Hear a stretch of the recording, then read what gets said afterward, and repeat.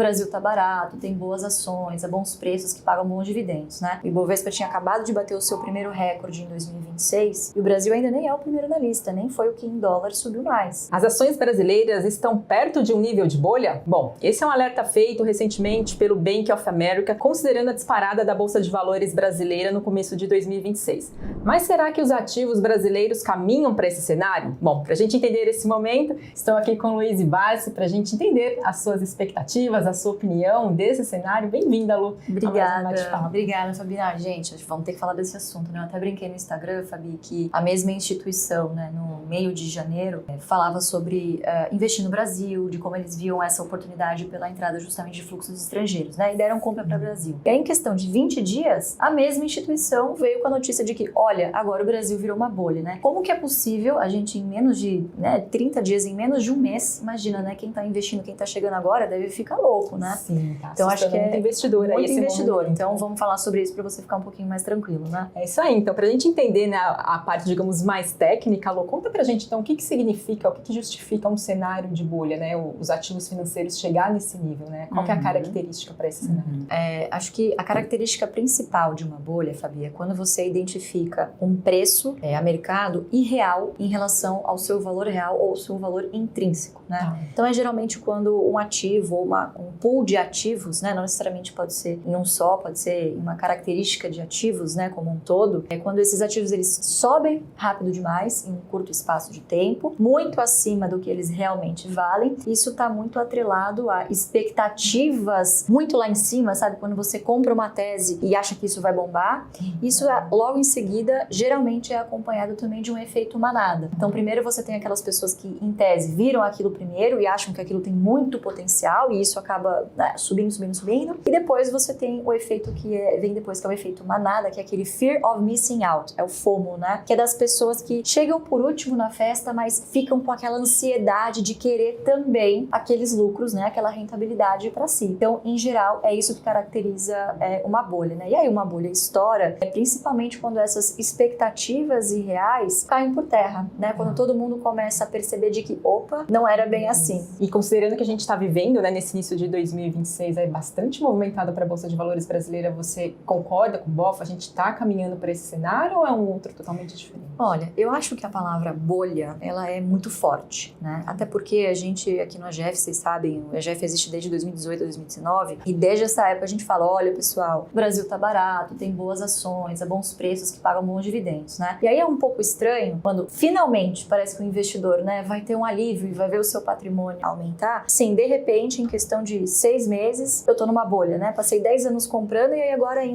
questão de 6 meses, tudo isso vai estourar. Eu acho que a gente precisa considerar algumas coisas. Primeiro de que, de fato, quando você tá no início de bull market, é muito difícil você enxergar que você tá nessa situação. Primeiro porque você tá acostumado a apanhar tanto, que o seu primeiro instinto na primeira alta, você já quer vender e colocar algum lucro no bolso, porque a sua expectativa é que caia, né? Sim. Você fica com medo de perder essa rentabilidade que você teve depois de tanto tempo, né? Eu acho que tem essa questão. Segundo, eu acho que, de fato, a última vez que nós gravamos sobre a alta do Ibovespa foi no meio de janeiro. O Ibovespa tinha acabado de bater o seu primeiro recorde em 2026 para os 160 mil pontos. Naquele momento, por mais que ainda parecesse que, poxa, a bolsa já tinha subido bastante, a gente ainda via muitas empresas abaixo de preço teto e, portanto, ainda bem distantes do seu valor justo. O preço teto está aqui, é a sua margem de segurança, aqui está o valor justo. Esses 20 dias se passaram, foi quando veio esse alerta do Bank of America, e o fluxo começou a entrar, esse movimento começou a se acelerar. E o Ibovespa bateu 9 recordes nominais consecutivos depois que a gente gravou esse primeiro vídeo do primeiro recorde. Então, de fato, eu não sei se bolha é um termo muito forte para isso, mas é um fato, a bolsa subiu muito rápido e única e exclusivamente por uma questão de fluxo. Não é que os investidores estão olhando para o Brasil e de repente aqui é um país maravilhoso, né, que está com as suas contas em dia e que vai ser o país do futuro, nem nada disso. É muito mais por uma conjuntura externa, e a gente assistiu isso não só nos ativos brasileiros, como também nós assistimos esse movimento em outras bolsas de mercados emergentes. E o Brasil ainda nem é o primeiro na lista, nem foi o que em dólar subiu mais. Tem México nessa lista, se não me engano, Peru e Colômbia subiram mais do que o Brasil e tudo mais. Então o Brasil entrou nesse bolo de mercados emergentes que receberam esse fluxo extra vindo, principalmente, unanimemente, do capital estrangeiro, né? Então não sei se o termo bolha especificamente seria o melhor para definir, mas eu acho que sim. Subiu muito e subiu rápido demais. E a gente sempre tem uma postura aqui no AGF que é o seguinte, quando tá todo mundo muito pessimista, né, Fabi? Poxa, aí é hora de você, mesmo com aquela dor de estômago, apertar o botão, né? Porque muito provavelmente é um ativo que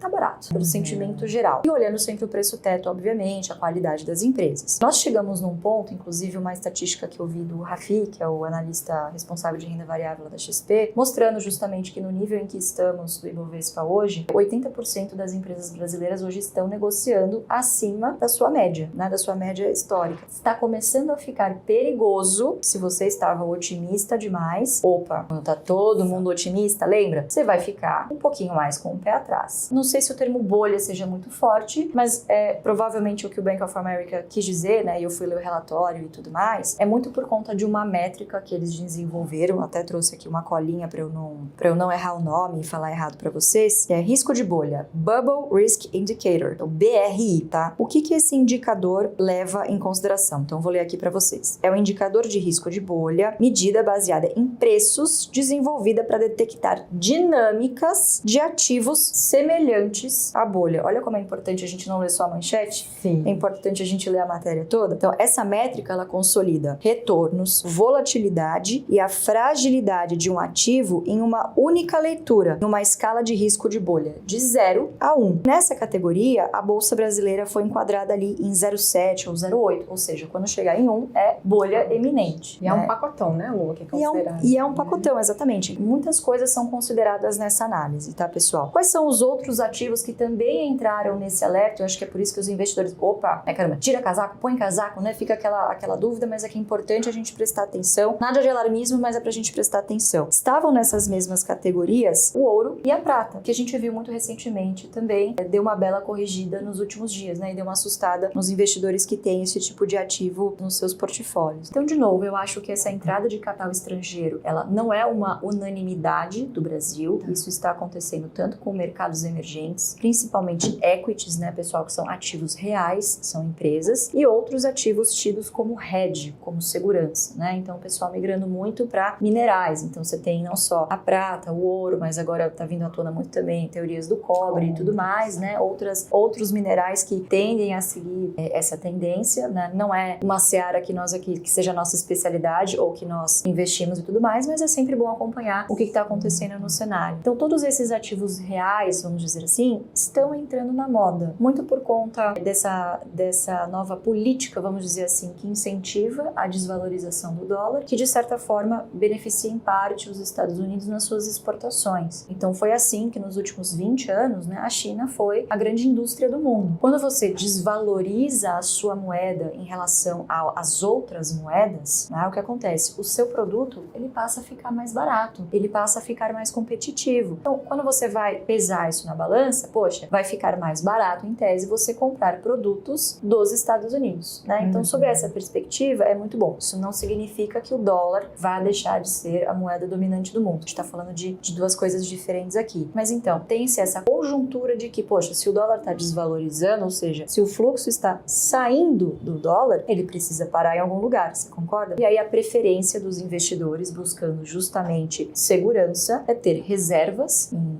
minerais, em metais e também ativos reais. E convenhamos, a gente já vem avisando isso há muito tempo, o Brasil e os emergentes como um todo estavam muito baratos há muito tempo. Então, quando o gringo vê de fora, não é que ele negligencie, mas ele tem uma visão muito mais global e 360 dos ativos do que aquela visão nossa micro, sabe, que a gente tem. Como a gente está vivendo o cenário, a gente sabe que não tá esse morango todo, né, Fernanda? Então, assim, nós temos os nossos próprios demônios, vamos dizer assim, né? A gente tem a questão fiscal, né? A gente tem ainda uma taxa de juros que é alta, né? Que existe a expectativa de cair, mas que, enfim, ainda não aconteceu, ainda em 2 dígitos, né? Então, ainda freando a nossa economia. Então, essas são todas coisas para vocês observarem.